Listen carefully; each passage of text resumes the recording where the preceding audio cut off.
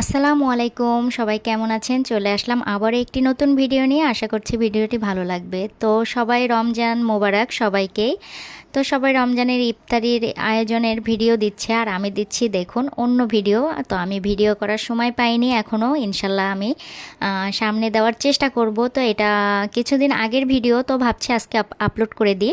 যেহেতু আমার ফোনের জায়গা কম, এই জন্য আমি কোনো ভিডিও বানাতে পারছি না, তাই ভাবছি যে এগুলো দিয়ে তারপরে হচ্ছে আমি ভিডিও বানাবো। তো এখানে হচ্ছে আমি কিছুদিন আগে একটু আনারস মাখিয়েছিলাম। তো এখানে প্রথমে হচ্ছে আনারসগুলোকে আমি সুন্দর করে কেটে নিচ্ছি, কাটার পরে পিস পিস করে হচ্ছে আমি মাখিয়ে নেব।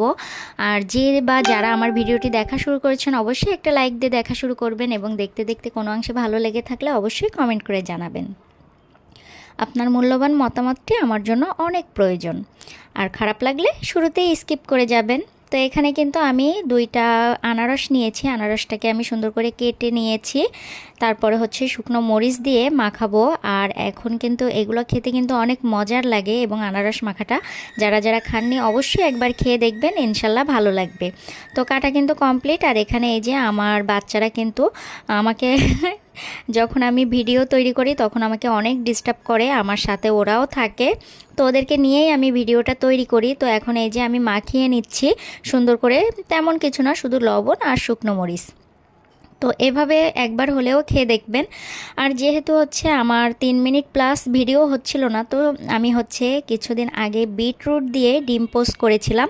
তো আলহামদুলিল্লাহ ডিম ভাজিটা কিন্তু অনেক মজার হয়েছিল। আর যারা যারা খাননি এভাবে কিন্তু খেতে পারেন, বা যারা খেতে পারেন না তারা অবশ্যই একবার হলেও এটা ট্রাই করবেন।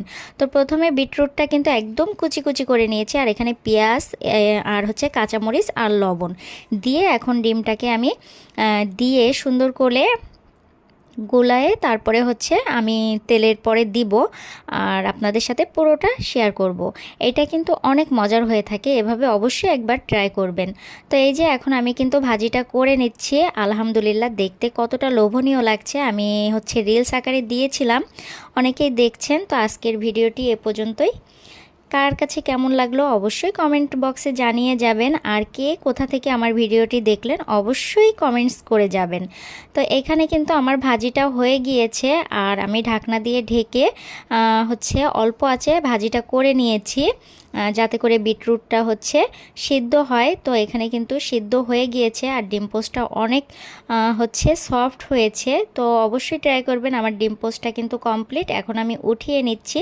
তো আজকের ভিডিওটি এ পর্যন্তই, এখানেই বিদায় নেব। সবাই ভালো থাকবেন, সুস্থ থাকবেন। আল্লাহ হাফেজ। দেখা হবে অন্য কোনো ভিডিওতে অন্য কোনো সময়।